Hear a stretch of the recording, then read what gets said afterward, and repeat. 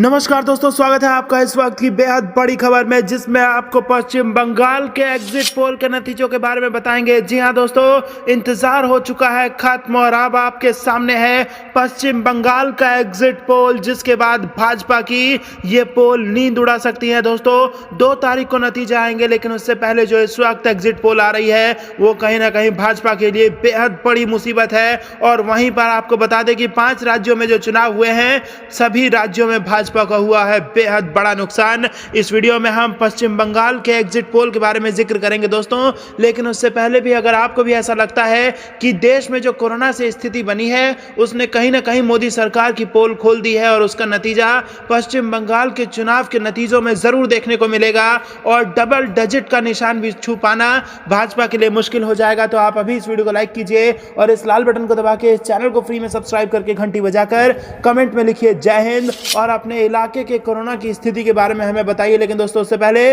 आपको बता दें कि पश्चिम बंगाल के सभी चरणों का मतदान हो चुका है और अब एग्जिट पोल आपके सामने आपसे कुछ ही देर में होगा। लेकिन दोस्तों उससे पहले आपको बता दें कि चुनाव आयोग को बड़ा फटकार तमिलनाडु के हाई कोर्ट ने लगाया था और कहा था कि आप पर हत्या का आरोप क्यों ना लगाया जाए, हत्या का मामला दर्ज करके आप पर केस क्यों ना चलाया जाए, क्योंकि जिस प्रकार से पश्चिम बंगाल में कोरोना की समस्या को ताक पर रखते हुए जिस प्रकार से जो जरूरी कदम उठाए जाने चाहिए थे वो नहीं उठाए गए और जिस प्रकार से लोगों की जान को खतरे में डाला गया, उसको लेकर यहाँ पर कोर्ट गंभीर नजर आई, सख्त नजर आई। और इसके बाद जब पश्चिम बंगाल में अब चुनाव के समापन हो चुका है, उसके बाद ये एग्जिट पोल फिर से एक बार भाजपा की नींद उड़ाने के लिए आ चुका है। और इस वक्त आपके स्क्रीन पर दोस्तों पश्चिम बंगाल की चुनाव का एग्जिट पोल, जिसमें आप देख सकते हैं कि 294 में से 200 प्लस टीएमसी, जी हां दोस्तों, बम्पर बहुमत की तरफ फिर से एक बार दीदी की सरकार बनने जा रही है। बंगाल में फिर से एक बार खेला होने जा रहा है। जी हां दोस्तों, बेहद बड़ी खबर, एग्जिट पोल के नतीजे इस वक्त आपके स्क्रीन पर 200 प्लस यहां पर ममता बनर्जी। और दोस्तों यहीं पर अगर बात की जाए भारतीय जनता पार्टी की, तो सारी जो मेहनत खुद नरेंद्र मोदी ने पश्चिम बंगाल में जाके की, योगी आदित्यनाथ ने पश्चिम बंगाल में जाकर की, वो यहां पर फेल नजर आ रही है। और महज 40 सीटें, जी हां दोस्तों, ये 40 सीटें इस वक्त एग्जिट पोल बता रहा है कि 40 के आसपास की सीटें भारतीय जनता पार्टी को पश्चिम बंगाल में मिल सकती है। लेकिन अगर राजनीतिक सलाहकारों की बात करें, प्रशांत किशोर की बात करें, तो उन्होंने तो इतना शर्त लगा दिया था कि Bharatiya Janata party double digit का आंकड़ा भी पश्चिम बंगाल में नहीं छू पाएगी। तो दोस्तों जो असली स्थिति है वो पश्चिम बंगाल की 2 तारीख को ही स्थिति यहां पर स्पष्ट होगी। लेकिन आपको बता दें, अभी जो विश्वसनीय सूत्रों के हवाले से जो खबरें आ रही हैं उसके मुताबिक पश्चिम बंगाल में फिर से एक बार तृणमूल कांग्रेस की सरकार बन सकती है, ममता बनर्जी दोबारा एक बार मुख्यमंत्री बन सकती हैं और प्रचंड बहुमत की सरकार फिर से एक बार पश्चिम बंगाल को मिल सकती है। और दोस्तों इसी में आपको बता दें, पश्चिम बंगाल की जो नई मुख्यमंत्री, जो अगली मुख्यमंत्री हो सकती है ममता बनर्जी, वो फिर से उन्होंने चेतावनी देते हुए कहा था पश्चिम बंगाल में कि जो गद्दार हमारी पार्टी से निकले हैं उनको बख्शा नहीं जाएगा, सरकार बनने के बाद उनका इलाज किया जाएगा, उनको सजा मिलेगी। अब क्या कुछ नतीजे 2 तारीख को आएंगे, उसके बाद उन गद्दारों पर टीएमसी क्या एक्शन उठाएगी, ये सब अभी समय के गर्भ में है। लेकिन दोस्तों आप इस चैनल के साथ पल पल बने रहिए, सभी राज्यों का एग्जिट पोल आप तक सबसे सटीक और सबसे तेज पहुंचाएंगे। लेकिन दोस्तों उससे पहले हमें आपकी राय भी जाननी है कि आपको क्या लगता है कि 2 तारीख के नतीजे क्या होंगे। जो कुछ भी आपको लगता है दोस्तों कमेंट बॉक्स में लिख के हमें बताइए, किसकी सरकार बनेगी, किसको कितनी सीटें मिलेगी, हमें आपके कमेंट का रहता है इंतजार। खबर में दोस्तों आगे बने रहिए और तमाम बड़ी और जरूरी खबरें आपके लिए लेके आए हैं। लेकिन वीडियो को लाइक करना, चैनल को सब्सक्राइब करना और इस घंटी को बजाना मत भूलिएगा। दोस्तों रुक करते हैं तमाम अगली बड़ी खबरों की तरफ। दिल्ली हाईकोर्ट ने केंद्र से पूछा, महाराष्ट्र और मध्य प्रदेश को मांग से ज्यादा ऑक्सीजन तो दिल्ली को कम क्यों। जी हां दोस्तों, राजधानी दिल्ली में ऑक्सीजन की किल्लत पर दिल्ली हाईकोर्ट ने गुरुवार को कड़ी नाराजगी जाहिर की। हाईकोर्ट ने केंद्र सरकार से यह बताने के लिए कहा कि महाराष्ट्र, मध्य प्रदेश को मांग से ज्यादा और दिल्ली को मांग से कम ऑक्सीजन का आवंटन क्यों किया गया। जस्टिस विपिन सांघी और रेखा पल्ली की बेंच ने केंद्र से यह सवाल किया है। बेंच ने सरकार से कहा कि या तो आप इसके लिए उचित और तार्किक कारण बताएं या हालात को देखते हुए ऑक्सीजन आवंटन के अपने आदेश को संशोधित करें। केंद्र सरकार की ओर से पेश हुए सॉलिसिटर जनरल तुषार मेहता ने बेंच को बताया कि वह बेंच को इसका तार्किक जवाब देंगे। मेहता ने कहा कि सरकार मध्य प्रदेश और महाराष्ट्र को मांग से अधिक ऑक्सीजन देने के लिए उचित व तार्किक कारण बताएगी। मेहता ने बेंच को बताया कि ऐसे कई राज्य हैं जिन्हें मांग से कम ऑक्सीजन आवंटित किया गया है। उन्होंने कहा कि हमने तर्कसंगत निर्णय किया है। दिल्ली सरकार की ओर से पेश हुए वरिष्ठ वकील राहुल मेहरा ने बेंच को बताया कि कई राज्यों द्वारा ऑक्सीजन की मांग और उन्हें किए गए आवंटन की एक सूची पेश की है। मेहरा ने आरोप लगाया कि सिर्फ दिल्ली को मांग के अनुरूप ऑक्सीजन नहीं दिया जा रहा है। उन्होंने बेंच को बताया कि कई राज्यों को केंद्र सरकार मांग से ज्यादा ऑक्सीजन दे रही है। दिल्ली सरकार ने कोरोना महामारी और बढ़ते संक्रमण के मद्देनजर 700 मीट्रिक टन ऑक्सीजन केंद्र से मांगी थी। केंद्र सरकार ने दिल्ली को सिर्फ 480 मीट्रिक टन ऑक्सीजन कोटा आवंटित किया। मेहरा ने बेंच को बताया कि दिल्ली को जितना आवंटन किया गया है उसकी भी पूरी सप्लाई नहीं की गई। रुख करते हैं अगली खबर की तरफ। Corona vaccine news. Rajasthan high court ने पूछा, एक ही देश में वैक्सीन की अलग अलग रेट क्यों? नोटिस जारी। जी हां दोस्तों, देश भर में 1 मई को देश में 18 साल से ऊपर के लोगों के लिए वैक्सीनेशन ड्राइव शुरू हो रहा है। इससे पहले गुरुवार को राजस्थान हाईकोर्ट ने केंद्र सरकार, सीरम इंस्टीट्यूट, भारत बायोटेक और अन्य को नोटिस जारी करके पूछा है कि पूरे देश में एक ही कोरोना वैक्सीन के अलग अलग दाम क्यों तय किए गए हैं। जस्टिस सबीना की खंडपीठ ने यह नोटिस वरिष्ठ पत्रकार मुकेश शर्मा की जनहित याचिका पर सुनवाई करते हुए जारी किया है। मामले में अदालत 22 मई को अगली सुनवाई करेगी। याचिकाकर्ता की ओर से पैरवी करते हुए वरिष्ठ अधिवक्ता अभय भंडारी ने कहा कि देश में एक ही वैक्सीन की 3 दरें तय की गई हैं। केंद्र सरकार को यह कोविशील्ड और कोवैक्सीन 150 रुपए में मिलेगी, वहीं क्रमशः यही वैक्सीन राज्य सरकार को 400 और 600 रुपए में उपलब्ध होगी। निजी अस्पताल को इसके लिए 600 और 1200 रुपए प्रति डोज चुकाने होंगे। ऐसे में केंद्र सरकार और निजी कंपनियां संविधान के आर्टिकल 14 और 21 का उल्लंघन कर रही है। याचिका में कहा गया है कि केंद्र सरकार ने इस बार के बजट में वैक्सीनेशन को लेकर 35,000 करोड़ रुपए का प्रावधान किया है। पीएम केयर्स फंड में भी करीब 900 से 1,000 करोड़ रुपए का फंड होने का अनुमान है। ऐसे में केंद्र सरकार को पूरे देश में फ्री वैक्सीनेशन ड्राइव चलानी चाहिए, क्योंकि केंद्र सरकार ने इसके लिए पहले से तैयारी कर रखी थी। वैक्सीन की रेट को लेकर विवाद। उल्लेखनीय है कि वैक्सीन की दरों को लेकर पहले ही देश भर में हल्ला मचा हुआ है। कई राज्य पहले भी वैक्सीन की दरों में भारी अंतर को लेकर आपत्तियां उठा चुके हैं। वहीं इस मसले पर सोशल मीडिया में भी बहस छिड़ी हुई है। लोगों का तर्क है कि एक ही चीज की अलग अलग कीमत कैसे हो सकती है। राजस्थान समेत कई राज्य फ्री वैक्सीनेशन की घोषणा कर चुके। रुख करते हैं अगली खबर की तरफ। यूपी, कोरोना से पंचायत चुनाव की ड्यूटी में लगे 577 टीचर्स की गई जान, शिक्षक संघ का दावा। जी हां दोस्तों, उत्तर प्रदेश पंचायत चुनाव के आखिरी चरण का मतदान आज चल रहा है। कोरोना काल में हुए इस चुनाव के दौरान अब तक 577 बेसिक शिक्षकों की मौत हो चुकी है। यह दावा राज्य शिक्षक संगठन ने किया है। इससे पहले एक अखबार ने पंचायत चुनाव के दौरान 135 पोलिंग अफसरों की मौत की खबर छापी थी, जिस पर इलाहाबाद हाईकोर्ट ने संज्ञान लिया था। राज्य शिक्षक संगठन ने उत्तर प्रदेश राज्य निर्वाचन आयोग को उन 577 शिक्षकों की लिस्ट सौंपी है जिनकी मौत पंचायत चुनाव में ड्यूटी के बाद हुई है। लिस्ट सौंपने के बाद राज्य शिक्षक संगठन ने 2 मई को होने वाली मतगणना को टालने की मांग की है। हालांकि चुनाव आयोग की ओर से मतगणना को टालने की कोई सुगबुगाहट नहीं है। उत्तर प्रदेश शिक्षक महासंघ के अध्यक्ष दिनेश चंद्र शर्मा ने कहा कि पंचायत चुनाव के नाम पर राज्य निर्वाचन आयोग ने 71 जिलों में 577 बेसिक शिक्षकों को संक्रमित कर दिया। हम उनका नाम चुनाव आयोग को सौंप रहे हैं। इससे पहले सरकार की ओर से सभी डीएम, एसपी और जिला निर्वाचन अधिकारी को एक सर्कुलर भेजा गया था। यूपी सरकार की ओर से भेजे गए इस सर्कुलर में special work officer SK Singh ने सभी डीएम, एसपी और जिला निर्वाचन अधिकारी से अपने जिले में कोरोना के कारण शिक्षकों की मौत के दावे की पड़ताल करने को कहा था। इसकी रिपोर्ट 24 घंटे के अंदर शासन ने तलब की है। आज तक से बात करते हुए शिक्षक महासंघ के अध्यक्ष दिनेश चंद्र शर्मा ने कहा कि कई जिलों से अभी टीचरों के स्वास्थ्य के बारे में जानकारी आनी बाकी है। लोग डरे हुए हैं। उनको लगता है कि कहीं उनके परिजन भी संक्रमित ना हो जाएं। अभी हालात बहुत गंभीर है। हमने 12 अप्रैल को ही चुनाव टालने के लिए कहा था, लेकिन हमारी अपील को नजरअंदाज किया गया। राज्य निर्वाचन आयोग की लापरवाही का जिक्र करते हुए दिनेश चंद्र शर्मा ने कहा कि अगर मतगणना को टाला नहीं जाता है तो हम इसका बहिष्कार करने के लिए बाध्य होंगे। चुनाव ड्यूटी के कारण लाखों लोगों को कोरोना संक्रमण का शिकार होना पड़ा है, लेकिन चुनाव आयोग गंभीर नहीं है। अगर आयोग कार्रवाई नहीं करता है तो हम कड़ी कार्रवाई करेंगे। रुख करते हैं अगली खबर की तरफ। कोरोना संकट को लेकर केंद्र सरकार पर बरसी शिवसेना, सुप्रीम कोर्ट को बताया मूक दर्शक। जी हां दोस्तों, शिवसेना ने अपने मुखपत्र सामना में कोरोना संकट को लेकर केंद्र सरकार पर निशाना साधा है। इसके साथ ही शिवसेना ने सुप्रीम कोर्ट पर भी हमला बोलते हुए उस पर अब तक मूकदर्शन बने रहने का आरोप लगाया है। शिवसेना ने अपने मुखपत्र में लिखा कि सुप्रीम कोर्ट ने भी इस बात की पुष्टि कर दी है कि नरेंद्र मोदी की लीडरशिप वाली केंद्र सरकार कोरोना संकट से निपटने में असफल रही है।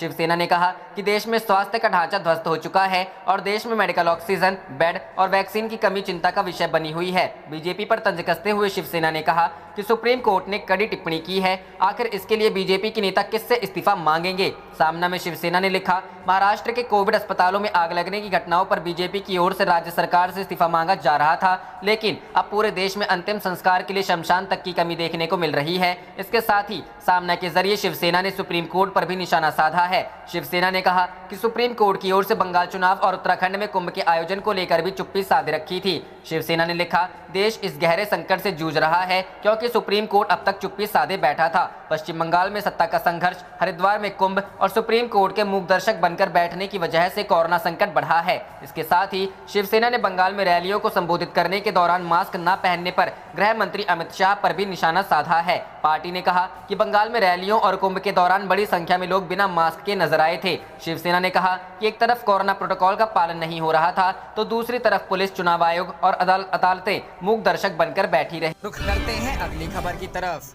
कोरोना संकट अपनों के निशाने पर ही योगी सरकार, बीजेपी के एमपी, एमएलए और मंत्री उठा रहे सवाल। जी हां दोस्तों, उत्तर प्रदेश में कोरोना संक्रमण को लेकर हाहाकार मचा हुआ है। सूबे की बिगड़ी स्थिति के लिए विपक्षी दल योगी सरकार को जिम्मेदार ठहरा रहे हैं। कांग्रेस महासचिव प्रियंका गांधी से लेकर सपा प्रमुख अखिलेश यादव लगातार योगी सरकार को घेरने में जुटे हैं। वहीं बीजेपी सांसदों, विधायकों और पार्टी नेताओं ने सूबे में कोरोना से निपटने के लिए मुख्यमंत्री योगी आदित्यनाथ के द्वारा बनाई गई टीम 11 पर सवाल खड़ा किया है। ऐसे में विपक्ष के साथ साथ योगी सरकार अपनों के भी निशाने पर आ गई है। कोरोना संक्रमण के चलते यूपी में अभी तक 3 बीजेपी विधायकों की जान जा चुकी है। इसके अलावा सत्ता पक्ष और विपक्ष के तमाम नेता कोरोना संक्रमित हो चुके हैं। ऐसे में लखनऊ के मोहनलालगंज से बीजेपी सांसद कौशल किशोर से लेकर मेरठ के सांसद राजेंद्र अग्रवाल और आई से बीजेपी विधायक दीनानाथ भास्कर और दर्जा प्राप्त राज्य मंत्री सुरेश भराला ने चिट्ठी लिखकर सवाल खड़े किए हैं। योगी सरकार में कैबिनेट मंत्री ब्रजेश पाठक ने तो लखनऊ के हालात को लेकर बकायदा चिट्ठी लिखकर अधिकारियों की लापरवाही को उजागर किया था।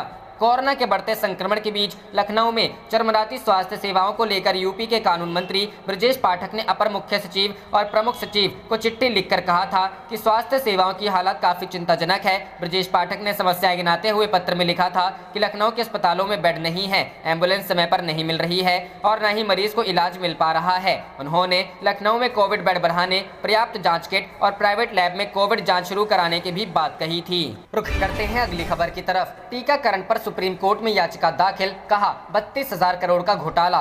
जी हां दोस्तों, देश में बढ़ रही कोरोना संक्रमण की रफ्तार के बीच सुप्रीम कोर्ट में एक और याचिका दाखिल हो गई है। इस याचिका में कोरोना संकट से निपटने के लिए केंद्र सरकार की नीतियों पर सवाल भी उठाए गए हैं। ये याचिका वकील दीपक आनंद मसीह ने दाखिल की है। उन्होंने टीकाकरण अभियान में 32 करोड़ रुपए का घोटाला होने का दावा किया है। टीकाकरण अभियान पर सवाल उठाए याचिकाकर्ता दीपक आनंद मसीह ने याचिका में कहा है कि पश्चिमी देशों में कोरोना की वैक्सीन तैयार कर ली गई, लेकिन उनकी लागत और कीमत 150 से 200 रुपए से ज्यादा नहीं है, लेकिन हमारे देश में ये 600 रुपए तक आम जन तक पहुंच रही है। अब जबकि 18 साल से अधिक उम्र के युवाओं को टीका लगाना है तो कीमत भी बढ़ा दी गई है। एक अनुमान के मुताबिक 80 करोड़ लोगों को टीके की 2 खुराक लगनी है। ऐसे में टीकाकरण अभियान में टीके की कीमत का गणित 32,000 करोड़ रुपए के घोटाले की पुष्टि करता है। चुनाव की वजह से बैठकें नहीं हुई। याचिकाकर्ता ने दावा किया है कि प्रधानमंत्री ने नेशनल साइंटिफिक टास्क फोर्स तो बना दी, लेकिन फरवरी मार्च में उसकी एक भी बैठक नहीं हुई क्योंकि कुछ राज्यों में विधानसभा के चुनाव चल रहे थे। याचिका में कहा गया है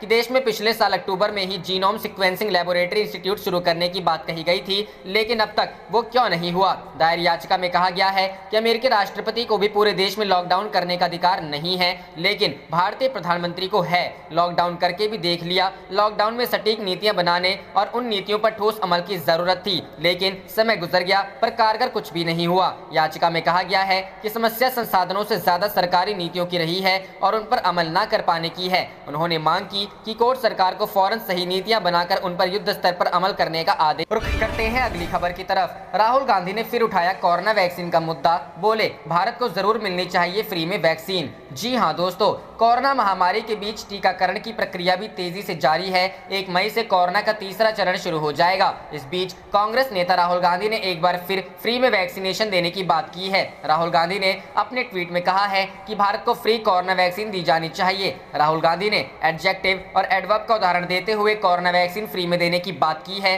और कहा है कि उम्मीद करता हूं कि इस बार वो समझ जाए। उन्होंने ट्वीट करते हुए कहा, भारत को कोविड वैक्सीन जरूर दी जानी चाहिए, सभी लोगों को फ्री में वैक्सीन का डोज मिलना चाहिए। इससे पहले भी राहुल गांधी ने कोरोना वैक्सीन की कीमत को लेकर केंद्र सरकार पर निशाना साधा था। राहुल गांधी ने कहा कि कोरोना टीका विकसित करने के लिए वैक्सीन कंपनियों को लोगों का पैसा दिया गया था। राहुल ने कहा कि अब भारत सरकार इन्हीं लोगों को टीके के लिए दुनिया में सबसे ज्यादा कीमत चुकाने पर मजबूर कर रही है। राहुल के इस आरोप पर बीजेपी नेता गिरिराज सिंह ने पलटवार किया था। गिरिराज सिंह ने राहुल गांधी के ट्वीट का जवाब देते हुए कहा कि इनकी परेशानी ये है कि इनको कहीं से कट नहीं मिल पा रहा है। गिरिराज सिंह ने कहा कि देशी कंपनी बढ़ेगी तो विदेशी कंपनी की दलाली कैसे खाएंगे। वहीं राहुल ने केंद्र की बीजेपी सरकार पर आरोप लगाया कि फेल सिस्टम ने मोदी मित्रों के लिए जनता को फेल कर दिया है। लॉकडाउन में सेंट्रल विस्टा के निर्माण पर सवाल राहुल गांधी ने लॉकडाउन के दौरान सरकार की तरफ से अपनी महत्वाकांक्षी सेंट्रल विस्टा पुनर्विकास परियोजना के निर्माण कार्य को जरूरी सेवाओं के दायरे में लाने को लेकर भी सवाल उठाया।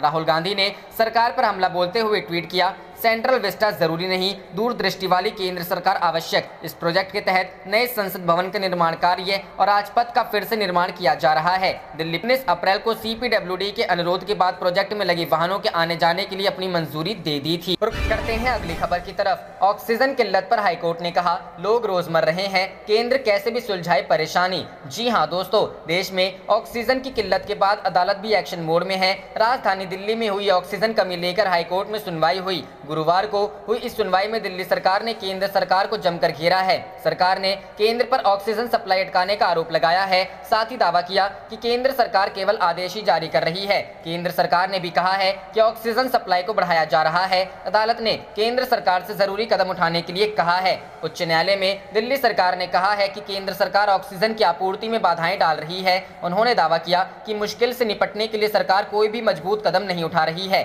साथ ही कहा गया है कि केंद्र सरकार की तरफ से केवल आदेश जारी किए जा रहे हैं। सरकार ने कहा है कि केंद्र अपने काम में पूरी तरह असफल हुआ है। साथ ही उन्होंने अदालत से केंद्र की जिम्मेदारी तय करने की मांग की। इधर अदालत ने भी दिल्ली में जारी हालात पर टिप्पणी की है। मीडिया रिपोर्टर्स के अनुसार हाईकोर्ट ने कहा है कि राजधानी में कई अन्य राज्यों से भी मरीज इलाज कराने पहुंच रहे हैं। किसी मरीज को इलाज के लिए मना नहीं किया जा सकता है। दिल्ली समेत मुंबई और देश के कई अन्य हिस्सों में ऑक्सीजन की कमी की खबरें आई हैं। फिलहाल इस कमी को दूर करने के लिए ऑक्सीजन एक्सप्रेस और नए प्लांट जैसे उपाय किए जा रहे हैं। रुख करते हैं अगली खबर की तरफ। सरकारी दावों की खुली पोल, कोरोना से मौत के बाद नहीं मिल रही सहायता राशि, पीड़ित परिवार का नहीं हो रहा सत्यापन। जी हां दोस्तों, कोरोना से संक्रमित मरीजों की मौत के बाद राज्य सरकार द्वारा 4 लाख रुपए देने की घोषणा की गई है। इस आलोक में 2020 में इस बीमारी से मरे लोगों को आर्थिक सहायता राशि प्रदान की गई, लेकिन इस वर्ष कोरोना से मरे लोगों के परिजनों को सहायता राशि नहीं मिल पाई है। कोरोना संक्रमित मरीजों की प्राइवेट या सरकारी अस्पताल में मौत के बाद राज्य सरकार द्वारा आर्थिक सहायता देने के लिए मरीज के मूल निवास भौतिक सत्यापन संबंधित अंचलाधिकारी द्वारा किया जाता है। पटना जिले में इस वर्ष कितने मरीजों की मौत होने के बाद आर्थिक सहायता के लिए सूचीबद्ध किया गया है, अभी तक इसकी सूची ही नहीं जारी की गई है। कलेक्ट्रेट स्थित आपदा प्रबंधन शाखा में इससे संबंधित जानकारी लेने के लिए हर रोज लोग आ रहे हैं। अधिकारियों का कहना है कि वर्तमान में संक्रमण इतना तेज है कि किसी अंचल में भौतिक सत्यापन नहीं हो रहा है। राज्य स्वास्थ्य समिति से मुख्यमंत्री सचिवालय को सूची भेजी जाती है तथा मुख्यमंत्री सचिवालय से संबंधित जिले में मृतकों के लिए राशि प्रदान की जाती है, लेकिन यह काम अभी ठप पड़ा हुआ है। यही कारण है कि आर्थिक सहायता लोगों को नहीं मिल पा रही है। रुख करते हैं अगली खबर की तरफ। कोविड-19, कांग्रेस ने की स्वास्थ्य मंत्री हर्षवर्धन को बर्खास्त करने की मांग। चिदम्बरम बोले, जनता को विद्रोह कर देना चाहिए। जी हां दोस्तों, कांग्रेस ने केंद्रीय स्वास्थ्य मंत्री हर्षवर्धन के एक बयान को लेकर बुधवार को उन पर निशाना साधा और उन्हें मंत्री पद से बर्खास्त करने की मांग की। पार्टी के वरिष्ठ नेता पी चिदम्बरम ने यह भी कहा कि भारत के सभी लोगों को मूर्ख समझ रही सरकार के खिलाफ जनता को विद्रोह कर देना चाहिए। वहीं पार्टी प्रवक्ता सुप्रिया श्रीनेत ने हर्षवर्धन को बर्खास्त करने की मांग की है। चिदम्बरम ने ट्वीट किया, मैं केंद्रीय स्वास्थ्य मंत्री हर्षवर्धन के उस बयान से आक्रोशित हूं कि ऑक्सीजन, वैक्सीन और रेमडेसिविर की कोई कमी नहीं है। मैं उत्तर प्रदेश के मुख्यमंत्री योगी आदित्यनाथ के उस बयान से भी आक्रोशित हूं कि प्रदेश में टीके की कोई कमी नहीं है। पूर्व केंद्रीय मंत्री ने एक अन्य ट्वीट में लिखा कि क्या टीवी चैनलों पर चल रहे सारे विजुअल्स, अखबारों की खबरें झूठी हैं? क्या डॉक्टर झूठ बोल रहे हैं? क्या मरीजों के परिजन झूठ बोल रहे हैं? क्या सारे वीडियो और फोटो फर्जी हैं? चिदम्बरम ने कहा, जनता को उस सरकार के खिलाफ विद्रोह करना चाहिए जो यह मानकर चल रही है कि भारत के सभी लोग मूर्ख हैं। कांग्रेस प्रवक्ता सुप्रिया श्रीनेत ने भी डॉक्टर हर्षवर्धन पर हमला बोला। उन्होंने कहा, अस्पतालों में उपचार नहीं मिल रहा है, ऑक्सीजन की कमी बरकरार है, लोग त्राहिमाम कर रहे हैं, शमशान और कब्रिस्तानों में जगह नहीं बची है। इस स्थिति के बावजूद स्वास्थ्य मंत्री कहते हैं कि इस साल स्थिति पिछले साल से बेहतर है। उन्होंने आरोप लगाया, ऐसा लगता है कि वो मानवता का मूल धर्म भूल चुके हैं, सत्ता के अहंकार में इतने चूर हैं कि वो लोगों की वेदना भूल गए हैं। गौरतलब है कि केंद्रीय स्वास्थ्य मंत्री हर्षवर्धन मंगलवार को एक वेबिनार में कहा था कि 2021 में देश पिछले साल की तुलना में महामारी को हराने के लिए अधिक अनुभव के साथ मानसिक और भौतिक रूप से बेहतर तैयार है। सुप्रिया ने उत्तर प्रदेश में कोरोना संक्रमण की स्थिति को भी चिंताजनक करार दिया और दावा किया कि मुख्यमंत्री योगी आदित्यनाथ और उनकी सरकार संवेदनशीलता दिखाने की बजाय लोगों को धमका रहे हैं। रुख करते हैं अगली खबर की तरफ। राहुल गांधी ने वैक्सीन की कीमतों को लेकर केंद्र पर साधा निशाना, बोले मोदी मित्रों के फायदे के लिए। जी हां दोस्तों, कोरोना वायरस संक्रमित कांग्रेस के पूर्व अध्यक्ष राहुल गांधी फिलहाल होम क्वारंटीन में अपना समय बिता रहे हैं। सोशल मीडिया पर काफी एक्टिव रहने वाले राहुल गांधी क्वारंटीन पीरियड में भी केंद्र सरकार पर निशाना साधने का मौका नहीं छोड़ रहे। अपने ताजा ट्वीट में राहुल गांधी के कोरोना वैक्सीन की कीमतों को लेकर प्रधानमंत्री नरेंद्र मोदी के नेतृत्व वाली केंद्र सरकार पर निशाना साधा है।